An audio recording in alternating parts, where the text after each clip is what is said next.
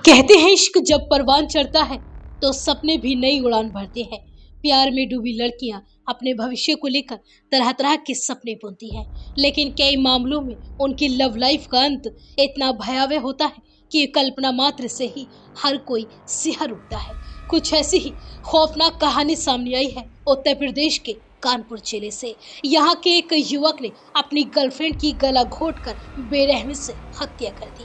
हत्या करने के बाद बॉयफ्रेंड ने गर्लफ्रेंड की लाश के साथ सेल्फी ली और फिर अपने दोस्त के साथ मिलकर गर्लफ्रेंड के शव को एक सूटकेस में पैक कर दिया और 100 किलोमीटर दूर बांदा में यमुना नदी में ले जाकर फेंक दिया। बॉयफ्रेंड ने इस पूरी वारदात को इतनी सफाई के साथ अंजाम दिया कि 2 महीने तक किसी को भी इस मामले का पता नहीं चल सका, लेकिन अब पुलिस ने इस पूरी वारदात का खुलासा कर दिया है।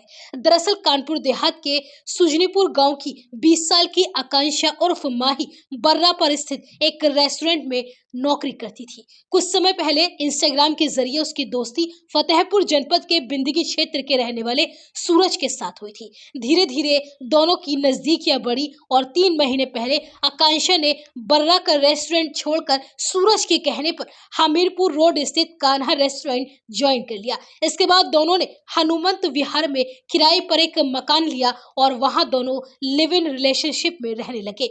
आकांक्षा सूरज के साथ शादी करना चाहती थी, लेकिन सूरज की जिंदगी में दूसरी लड़की आ चुकी थी और उसके साथ अफेयर शुरू हो चुका था।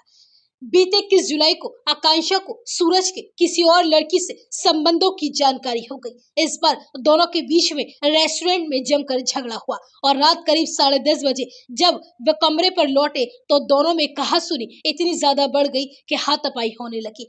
इस दौरान सूरज ने गला दबाकर आकांक्षा की हत्या कर दी और फिर आकांक्षा के शव के साथ सेल्फी ली। इसके बाद उसने अपने दोस्त को सफरगंज के रहने वाले आशीष को बुलाया। दोनों ने आकांक्षा के शव को सूटकेस में पैक किया और 100 किलोमीटर दूर बाइक से ले जाकर चिल्ला पुल से यमुना नदी में फेंक दिया। इस घटना के बाद शातिर सूरज लगातार आकांक्षा के फोन से उसके परिवार को मैसेज भेजकर उन्हें गुमराह करता रहे ताकि उसके परिवार को लगे कि आकांक्षा सही सलामत है। यहाँ तक कि पकड़े जाने के डर से उसने आकांक्षा के फोन को ट्रेन में भी छोड़ दिया। कई दिनों तक बेटी से बात न होने पर आकांक्षा की मां ने सूरज से संपर्क किया, लेकिन उसने बहका दिया। थक हार कर परिजन पुलिस के पास पहुंचे, लेकिन शुरुआत में कोई ठोस कार्यवाही नहीं हुई। बाद में 1090 वुमेन हेल्पलाइन पर शिकायत कराने के बाद 8 अगस्त को हनुमंत विहार थाने में आकांक्षा के अपहरण का मुकदमा दर्ज हुआ। लगातार दबाव और पैरवी के बाद पुलिस ने जांच तेज की। कॉल डिटेल और लोकेशन की पड़ताल में सामने आया कि घटना वाले दिन से 3 दिन तक आकांक्षा और सूरज के मोबाइल की लोकेशन एक ही जगह रही थी। दोनों के बीच लगातार बातचीत भी हुई थी। इसी आधार पर पुलिस ने सूरज से सख्ती से पूछताछ करनी शुरू की तो उसने अपना जुर्म कबूल कर लिया।